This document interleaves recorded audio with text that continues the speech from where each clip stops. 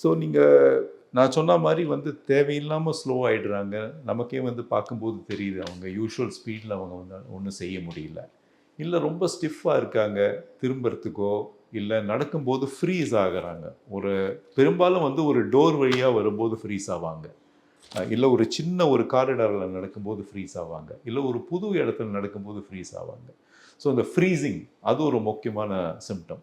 விழுறது, falls, நம்ம எல்டர்லியை வந்து நம்ம வெரி கன்சர்ன்ட் அபவுட் விழுறதை பற்றி நம்ம ரொம்ப கவலைப்படுவோம். ஃபால்ஸ் அடிக்கடி வருதுன்னா அதுவும் ஒரு பார்க்கின்சன் சிம்டம்.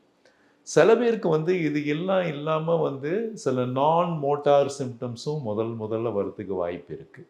ஸோ இந்த நான் மோட்டார் சிம்டம்ஸ் நம்ம பார்க்கும்போது ஆங்ஸைட்டி, டிப்ரெஷன், இது ரெண்டுமே வந்து இந்த பார்க்கின்சன் சிம்டம் வரத்துக்கு சில வருடங்களுக்கு முன்னாடி கூட அது ஸ்டார்ட் ஆகிறதுக்கு வாய்ப்பு உண்டு.